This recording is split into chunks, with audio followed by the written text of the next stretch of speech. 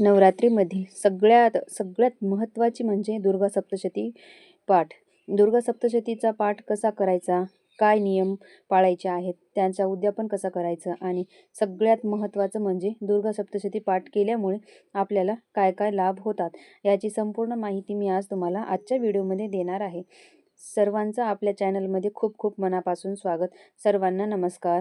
श्री स्वामी समर्थ. तर बघा, नवरात्रीमध्ये कुठली प्रभावी सेवा करायची, दुर्गा सप्तशतीचा पाठ 9 दिवसांमध्ये कसा करायचा, 1 पाठ, 3 पाठ, 5 पाठ, 11 पाठ हे नवरात्रीमध्ये कसे करायचे, अतिशय महत्त्वाची माहिती आहे.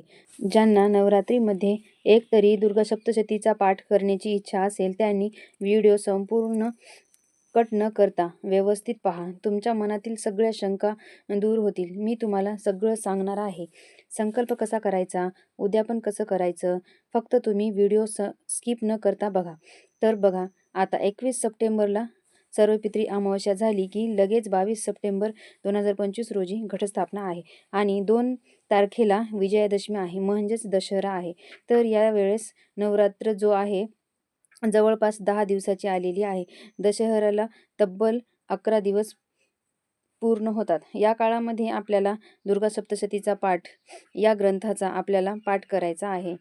या ग्रंथामध्ये बघा, खूप मौल्यवान ग्रंथ आहे. या ग्रंथाचे पाठ जर केला ना तर तुमच्या आयुष्यातले खूप दुःख, संकट, अडीअडचणी त्या दूर निघून जातात. सगळ्यांना विनंती आहे, एक तरी पाठ तुम्ही नक्की करा, तुम्हाला नक्की अनुभव येईल. हे जे पाठ आहे स्त्री, पुरुष, मुलं कोणीही करू शकतात.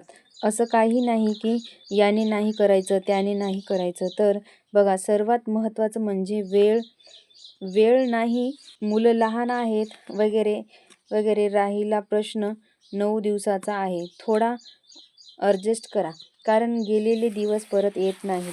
आपल्याकडून रोज कुलदेवीची सेवा होत नाही. त्यामुळे या 9 दिवसांमध्ये आपल्याला कुलदेवीची, कुलस्वामिनीची आपल्याला सेवा करायची आहे. सगळ्यात प्रभावी अशी ही सेवा आहे. त्यामुळे सर्वांना कळकळीची विनंती करते. वर्षभर वेळ मिळत नाही, त्यामुळे दुर्गा सप्तशतीचे एकतरी पाठ नक्की करा. जेवढे जमतील तेवढे एकच, जास्तीत जास्त होते असं नाही. एक पाठ म्हणजे संपूर्ण पारायण असतं, ते मी तुम्हाला पुढेच सांगते. आणि बघा, तुमची कुलदेवी कुठलीही असू द्या, दुर्गा सप्तशतीचा पाठ तुम्ही करू शकता. कारण बऱ्याचदा प्रश्न पडतो की दुर्गा सप्तशतीच्या ग्रंथावर सप्तशृंगी माताचा फोटो आहे. ज्यांची कुलदेवी आहे त्यांनी तर आवर्जून करायचंच आहे, पण असं नाही की सप्तशृंगी देवीचा फोटो आहे, कोणाला वाटतं की ही ज्यांची कुलदेवी आहे त्यांनीच पाठ करावा का, तर असं अजिबात नाही, सर्वांनी करू शकता. दुर्गा सप्तशतीचा पाठ आपण एकदा तरी करावा. हा ग्रंथ जो आहे दिंडोरी प्रणीत ग्रंथ आहे. हा तुम्हाला पाहिजे असेल तर ते तुम्हाला सेवा केंद्रामध्ये भेटून जाईल. आता सर्वात महत्त्वाचं म्हणजे दुर्गा सप्तशती हा वाचल्यामुळे, याचा पाठ केल्यामुळे, पारायण केल्यामुळे फळ काय मिळते, लाभ काय मिळतात. मुलं बाळं होत नाही, लग्न जमत नाही, मुला मुलींना नोकरीही सापडत नाही, तर नोकरी असून सुद्धा व्यवस्थित चालत नाही. मुलींच्या सासरी भांडणे चालू आहेत, नोकरीमध्ये प्रॉब्लेम, घराला कोणाची तरी नजर लागलेली आहे, सारखा दवाखाना चालू असतो, घरात वादविवाद सारखं चालू राहणे, कुठे ना कुठे अडचणी सारखे चालू राहणे, कुठल्याही प्रकारचे दुःख, अडीअडचणी, संकट असतील, त्यावर मार्ग मिळवायचा असेल तर मनापासून हा एक पाठ करावा. यासाठी आपल्याला आपल्या आईची, कुलस्वामिनीची सेवा करायची आहे. हा ग्रंथ कोणी पण, अगदी विधवा महिला, मुलं, स्त्री, पुरुष कोणीही करू शकता. गर्भवती महिला देखील करू शकता. तुमच्या तब्येतीनुसार करू शकता. तुमची कुलदेवी कुठलीही असली तरी करू शकता. दुसरी गोष्ट, प्रत्येकाच्या घरात घट बसतात असे नाही, काही ठिकाणी घट बसत नाहीत. मग चालेल का? हो चालेल. तुमच्या देवाऱ्यामध्ये देवीचे फोटो आहे, टाक आहेत, तिथे तुम्ही देवाऱ्यासमोर बसून फक्त दिवा लावा. तुम्ही घट नाही बसवले तर अखंड 9 दिवस दिवा लावला तरी तो दिवा 9 दिवस तेवत राहिला पाहिजे. तिथे तुम्ही बसून वाचू शकता. जरी तुम्ही अखंड दिवा नाही लावला तरी देवासमोर बसून वाचताना याला 2 ते 3 तास लागतात. तेवढा वेळ तरी दिवा चालू ठेवा, जमेल तसं. पण मनापासून इच्छा आहे ना तर त्याला जास्त महत्त्व आहे. आता बघा, हा ग्रंथ करताना वाचताना पूजा मांडणी काही करायची आहे का? असं अजिबात नाही. जिथे तुम्ही घट मांडले आहेत तिथे तुम्ही घटांसमोर बसून वाचा. देवाऱ्यासमोर बसून वाचा. जिथे तुम्हाला शांत वाटते तिथे बसून वाचा. फक्त बेडरूम सोडून कुठेही बसला तरी चालेल. जर तुम्हाला पूजा मांडणी करायचीच असेल तर एका पाटावरती देवीचा फोटो ठेवा, टाक ठेवा, मूर्ती ठेवा, समोर बसून वाचा. घट असेल तर घटासमोर बसून वाचा. वाचून झाल्यावर हा ग्रंथ आपल्याला लाल किंवा पिवळ्या कपड्यामध्ये झाकून ठेवायचा आहे. सारखा ग्रंथाला हात लावायचा नाही. खाली बसण्याचा प्रॉब्लेम असेल तर तुम्ही खुर्चीवर बसून सुद्धा वाचले तरी चालेल. आणि समजा तुम्ही घट बसणार असाल तर पहिल्या दिवसापासूनच तुम्ही हे ग्रंथ वाचायला सुरुवात करा. आता बघा, 9 दिवसामध्ये तुम्ही किती पाठ करू शकता? सगळ्यात महत्त्वाचं म्हणजे तुम्ही 9 दिवसामध्ये जर 14 पाठ केले तर अतिउत्तम. जर तुम्ही 9 दिवसांमध्ये 14 पाठ केले तर तुम्ही संपूर्ण नवचंडी पूजा केल्याचं फळ मिळतं. ज्यांनी नवचंडीची पूजा केली त्यांना माहीत आहे ती नवचंडीची पूजा 3 दिवस चालते. जवळपास 60 ते 70 हजार रुपये त्याला खर्च असतो. जर तुम्ही दुर्गा सप्तशतीचे घरी मनापासून 14 पाठ केले तर तुम्हाला संपूर्ण नवचंडीची पूजा केल्याचं फळ तुम्हाला मिळतो. 14 पाठ करता येत नाही, तुम्ही 1 पाठ करा, 3 पाठ करा, 5 पाठ करा, 7 पाठ करा, 11 पाठ करा, 14 पाठ सुद्धा करू शकता. 1, 3, 5, 7, 11 पाठ करू शकता. कसे ते मी तुम्हाला पुढे सांगते. घट बसल्या दिवसापासून केला तरी अतिउत्तम. समजा तुम्हाला मासिक धर्म आहे तर ते दिवस सोडून बाकी दिवशी करू शकता. आता बघा काय करायचं आहे. सगळ्यात पहिल्या दिवशी पारायणाला बसणार असाल, याचा पाठ करण्यासाठी बसणार असाल तर दुर्गा सप्तशतीचे हे सर्वात पहिले संकल्प आपल्याला करायचे आहे. संकल्प कसा करायचा ते बघा, हातामध्ये पाणी घ्यायचं आहे. त्या पाण्यामध्ये हळद कुंकू टाकायचं आहे, फूल टाकायचे आहे, सोबत दिलेले संपूर्ण मंत्र म्हणायचे आहे. त्यानंतर तुम्हाला तुमचं गोत्र म्हणायचं आहे. जर तुमचे गोत्र माहीत नसेल तर कौशप गोत्र म्हणायचं आहे. त्यानंतर संपूर्ण संकल्प म्हणायचा आहे. त्यावर लिहिलेले आहे अखंड दीप प्रज्वलित घटस्थापना. त्यामध्ये जे लिहिलेले आहे त्यापैकी जे तुम्ही करणार आहात ते म्हणायचं आहे. तुम्ही ज्या गोष्टी करणार त्याच संकल्प करताना म्हणायचा आहे की मी एवढ्या दिवसांसाठी दुर्गा सप्तशतीचा पाठ करत आहे, असं म्हणून ते पाणी आपल्याला तांबणामध्ये सोडायचं आहे. यानंतर ग्रंथाला आपल्याला हळद कुंकू लावायचे आहे. आपल्या कपाळाला हळद कुंकू लावूनच मग सुरुवात करायची आहे. आणि मग मनापासून एक प्रार्थना करायची आहे की हे देवा, मी माझ्या देवी आई कुलस्वामिनीसाठी मी हा पाठ करत आहे. माझ्याकडून पूर्ण करून घ्या. यामध्ये काही अडचणी येऊ नये. माझ्या सेवेमध्ये खंड पडू देऊ नका. आणि संकल्प आहे जो पहिल्याच दिवशी करायचा आहे, रोज रोज करत बसायचा नाही. आता बघा पाठ कसे करायचे तर बघा, हा जो दिंडोरी प्रणीत आहे अगदी सोप्या मराठी भाषेमध्ये आहे, मराठी प्राकृत भाषेमध्ये आहे, संस्कृत नाही. ज्यांना संस्कृत येतं त्यांनी संस्कृतमधून वाचले तरी चालेल, पण मी तर म्हणते मराठीमध्येच वाचावं. आपण काय वाचतो ते आपल्याला कळतं. हा जो ग्रंथ आहे याचा तुम्ही एकदा तरी पाठ करावा. आणि तुम्ही हा जो पाठ करणार असाल तर हा ग्रंथ तुमच्याकडे असायलाच पाहिजे. नवरात्रीमध्ये बघा कोणी 14 किंवा 28 पाठ सुद्धा करतात. पूर्ण 13 अध्याय म्हणजे एक पारायण. दुर्गा सप्तशतीचा एक पाठ म्हणजे 1 ते 13 अध्याय. तर तुम्हाला काय करायचं आहे, मी सुरुवातीला सांगितलं तर तसं संकल्प करायचा आहे.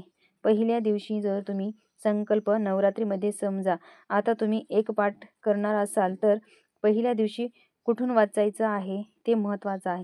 पहिले सुरुवातीला कुलदेवीची सेवा आहे, आपल्याला ते वाचायचं नाही.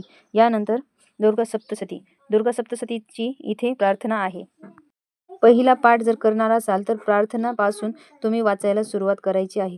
प्रार्थना आहे, त्यानंतर अवतरणिका आहे, त्यानंतर मंगलाचरण आहे, त्यानंतर दुर्गा स्तोत्र, नामस्तोत्र आहे, त्यानंतर दिव्य कवच आहे आणि इथून तुम्हाला चौथा असे 13 अध्यायापर्यंत.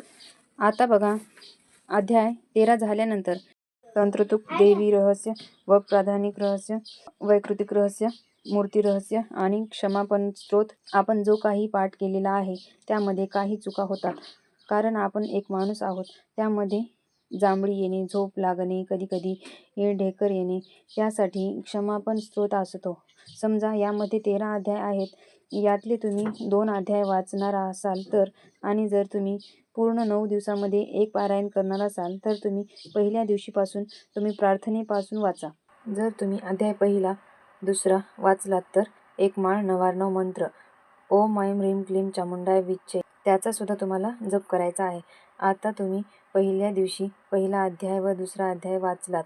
दुसऱ्या दिवशी जेव्हा तिसरा व चौथा अध्याय वाचायला बसणार त्यावेळेस दिव्य कवच पासून वाचायला सुरुवात करायची आहे. त्यानंतर बघा अर्गलवा स्तोत्रम तुम्हाला वाचायचा आहे. अथ तिलकम स्तोत्र तुम्हाला वाचायचा आहे. रात्री सुक्तम वाचायचा आहे. आणि मग अध्याय तिसरा, चौथा आणि मग परत तिसऱ्या दिवशी पण तसंच करायचं. दिव्य कवच वाचायचं आणि मग बाकीच्या इतर गोष्टी असं करत तुम्हाला 9 दिवस वाचायचं आहे. म्हणजे 9 दिवसात 13 अध्याय पूर्ण करायचे आहे. असे केलात तर एक पाठ पूर्ण होतो. जर तुम्हाला 3 पाठ, 5 पाठ तुम्हाला जेवढे करायचे आहेत ते तुम्ही 9 दिवसात किती करायचे ते तुम्हाला ठरवायचे आहे. जर तुम्हाला 3 दिवसात 1 करायचा का 3 दिवसात 5 करायचे तर कळालं तुम्हाला की पहिल्या दिवशीपासून प्रार्थनेपासून वाचा. मग दुसऱ्या दिवशी तुम्ही सेवेला बसणार आहात तेव्हा परत तुम्हाला एक माळ 99 मंत्र करायचा आहे. त्यानंतर दिव्य कवचपासून तुम्हाला पुढच्या अध्यायाला सुरुवात करायची आहे. अशा प्रकारे करायचे आहे. आता समजा तुम्ही 9 पाठ करणार असाल तर तुम्हाला एक पाठ रोजचा पूर्ण करावा लागेल. जर तुम्ही 9 पेक्षा जास्त पाठ करणार आहात तर 11 किंवा 14 तुम्हाला शक्य असेल तेवढे तर काय करायचं, एका दिवसात 2 वेळेस वाचायचं. तर बघा पहिल्या माळेला घटस्थापना असते, वेळ नसतो तेव्हा 1 पाठ करा. दुसऱ्या दिवशी 2 पाठ करा. तिसऱ्या दिवशी 1 करा. चौथ्या दिवशी 2 करा. आता ते तुमच्यावर आहे. महत्त्वाची गोष्ट म्हणजे श्री गुरुपीठ ॲप, दिंडोरी प्रणीत सेवा मार्ग या चॅनलवर किंवा श्री गुरुपीठ ॲपमध्ये तुम्हाला श्री दुर्गा सप्तशती पाठ येईल. इतकं व्यवस्थित आहे, त्यांच्यावर लावून बोट फिरवलं तरी चालेल. संपूर्ण लक्ष सामुदायिक कुठे चालू असेल तिथे जाऊन केले तरी चालेल, पण ते संकल्पामध्ये मोजता येत नाही. एवढंच तुम्हाला एकटेला जमत नाही तर तुम्ही असे केले तरी चालेल. स्वामींच्या केंद्रात पण घेतले जाते. आता 14 पाठ कसे करायचे ते मी तुम्हाला सांगितले. जसे जमेल तसे करा.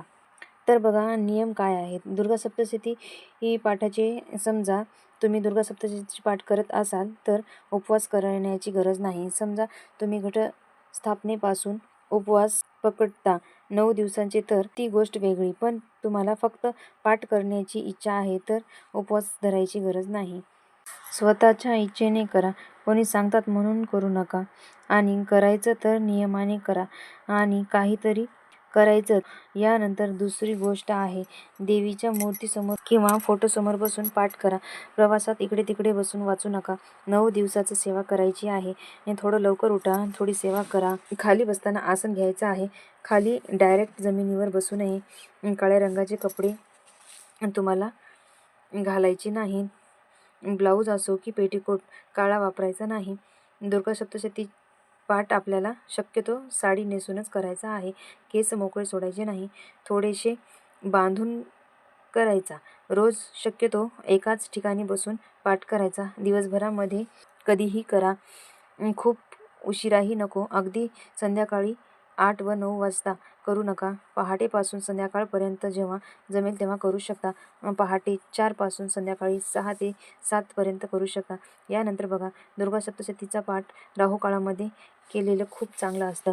दिंडोरी प्रणीत जे सेवा मार्गाचे चॅनल आहे ते बघा. तुम्हाला राहू काळामध्ये जे सेवा आहे ती सांगितली जाते तर ती तुम्ही नक्की करा. यानंतर दुसरी गोष्ट म्हणजे हातामध्ये हिरव्या रंगाची किंवा लाल रंगाची काचेची बांगड्या घालायच्या आहेत.